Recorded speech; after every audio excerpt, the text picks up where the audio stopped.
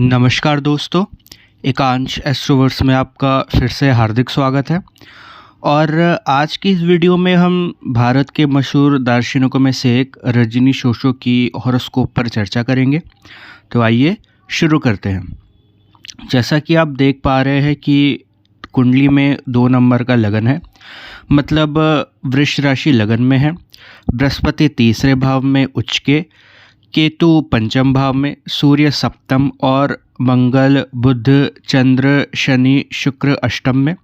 सब यानी आधे से ज़्यादा ग्रह आपको अष्टम भाव में मिलेंगे। और अगर आप ध्यान से देखेंगे कि लग्नेश स्वयं अष्टम भाव में और वह चंद्रमा से भी अष्टम भाव का स्वामी, मतलब चंद्रमा ही हुए जो, वह भी अष्टम भाव में विराजमान है। एज अ रिज़ल्ट जीवन में एक फ़िलोसॉफ़िकल एंगल आना और या जीवन को एक दार्शनिक रूप से देखना, ये इंसान की एक प्रवृत्ति बन जाती है। मैं फिर से समझा देता हूँ कि लग्नेश जो कि इस कुंडली में शुक्र हुए, वह अष्टम भाव में विराजमान है। और आप चंद्रमा पर उंगली रखें और चंद्रमा से अष्टम गिने तो वह चंद्रमा स्वयं हुए और वह स्वयं ही अष्टम भाव में विराजमान है। एज अ रिज़ल्ट मैंने इसलिए कहा, मैं फिर से कहूँगा कि जीवन में एक फ़िलोसॉफ़िकल एंगल आना और जीवन को एक दार्शनिक रूप से देखना, ये इंसान की एक प्रवृत्ति बन जाती है बचपन से ही। और बहुत सारे ज्योतिषी, जाने माने ज्योतिषी अष्टम भाव का एक महत्वपूर्ण योगदान मानते हैं फिलॉसफी को लेकर।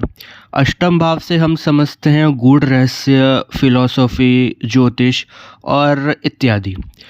तो आप एक और बात पर गौर करेंगे कि कुंडली के आधे से ज़्यादा ग्रह मोक्ष त्रिकोण में है, यानी 4, 8, 12 में।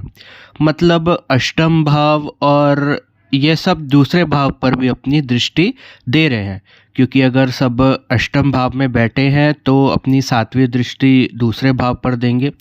तो वाणी में भी एक उसी तरह का प्रभाव आना और वाणी से लोगों पर अपनी एक गहरी छाप छोड़ना, यह सब हम देख सकते हैं।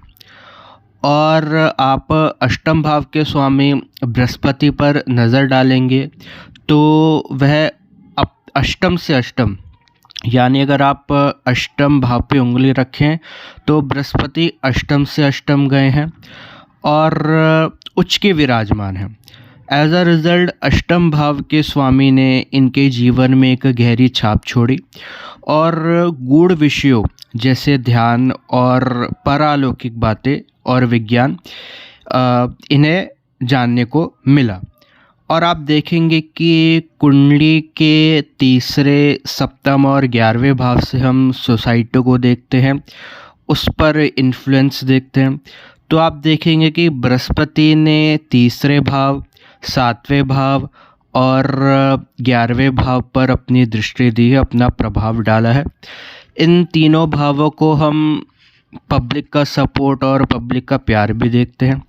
तो आप देख सकते हैं कि त्रिकोण के स्वामी अष्टम भाव में साथ बैठे हैं, मतलब पंचम भाव और नवम भाव के स्वामी इस कुंडली में लग्नेश के साथ अष्टम भाव में बैठे हैं।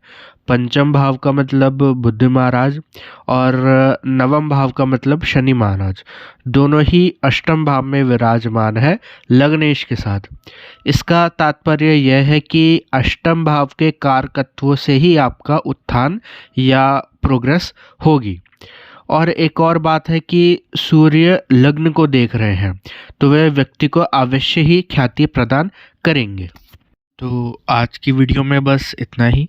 वीडियो कैसी लगी मुझे ज़रूर बताइएगा, लाइक करिएगा, शेयर करिएगा, सब्सक्राइब करिएगा। Thank you so much.